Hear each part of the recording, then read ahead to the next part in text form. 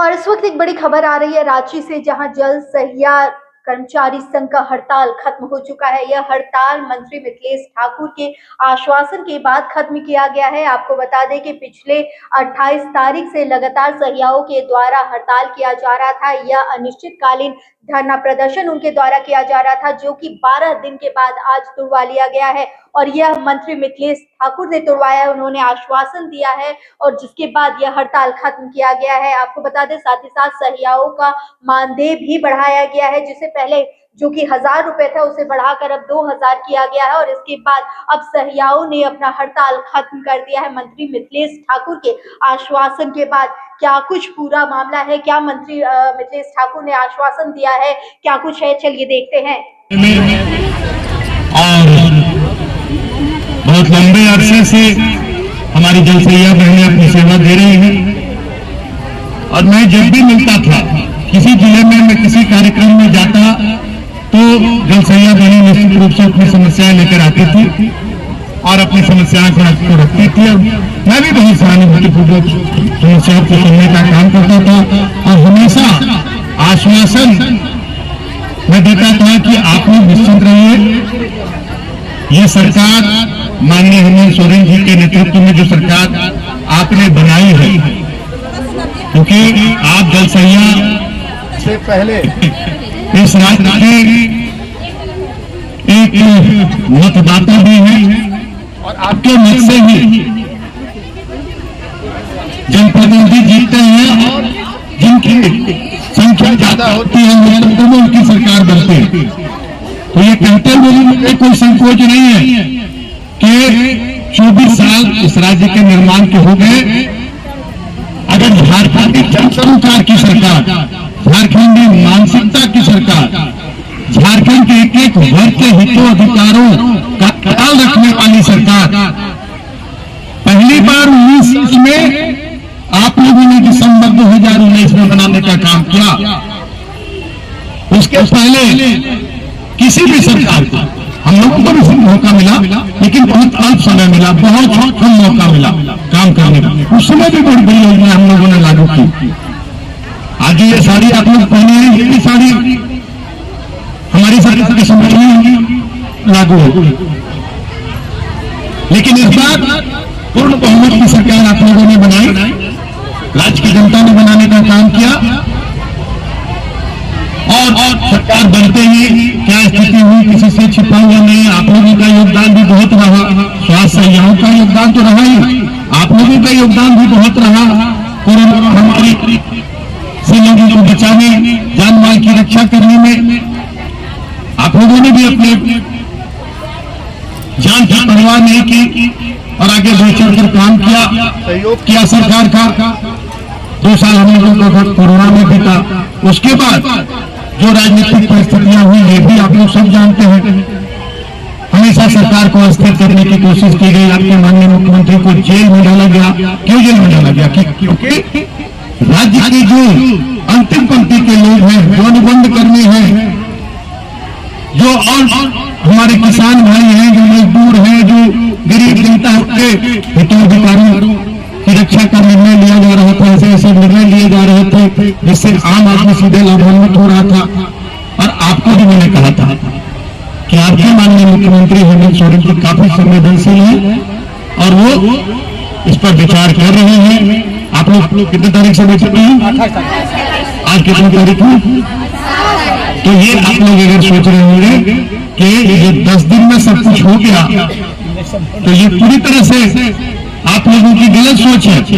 ये सारी तैयारियां पहले से चल रही थी।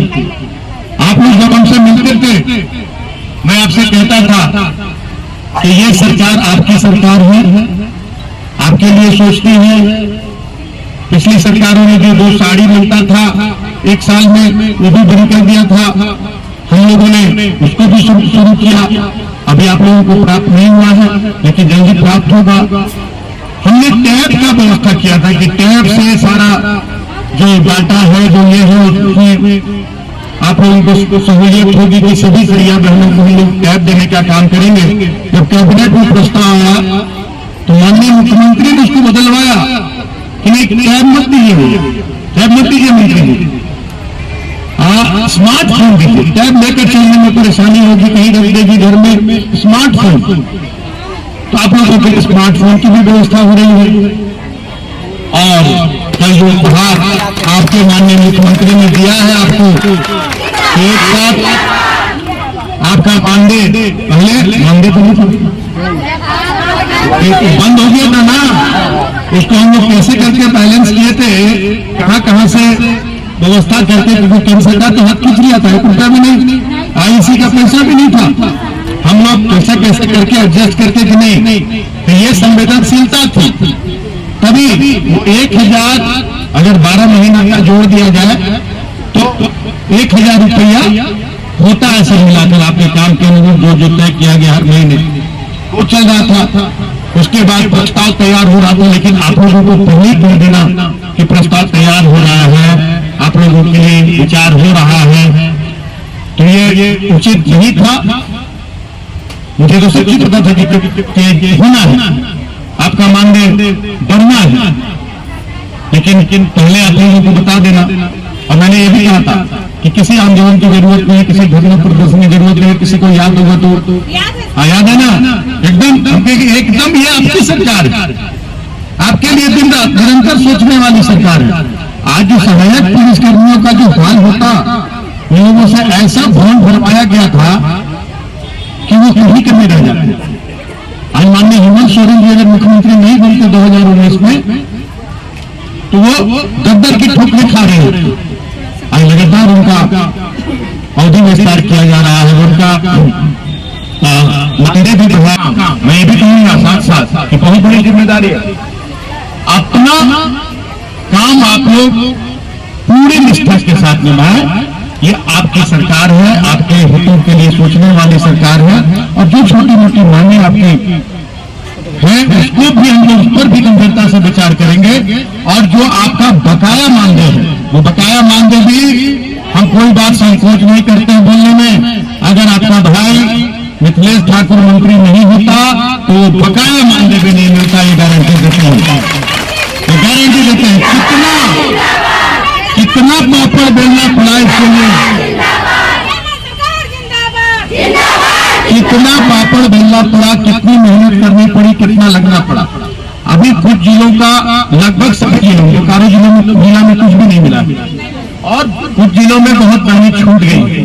तो ये व्यवस्था है वित्तीय वर्ष का कि जब वित्तीय वर्ष समाप्त होता है तो कोई भी राशि आती है उसको सरेंडर करना होता है। आप भी जानते होंगे, राशि सरेंडर कर दी गई थी, फिर राशि आ गई है।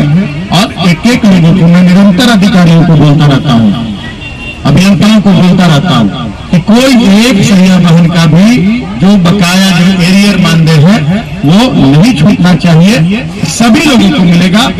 और आप बेफिक्र रहिए, वो जिम्मेदारी आपके एक्जीक्यूटिव इंजीनियर की है और यहाँ मुख्यालय की है। पैसा आ गया है, डिवीजन को भेज दिया गया है। अब आप लोग को बुलाकर जिनका कोई त्रुटि होगा, कोई कमी होगी तो उनको हो सकता है 2-4 लोग छूटे, लेकिन बाकी सभी लोगों को मिल जाएगा। मेरा दबाव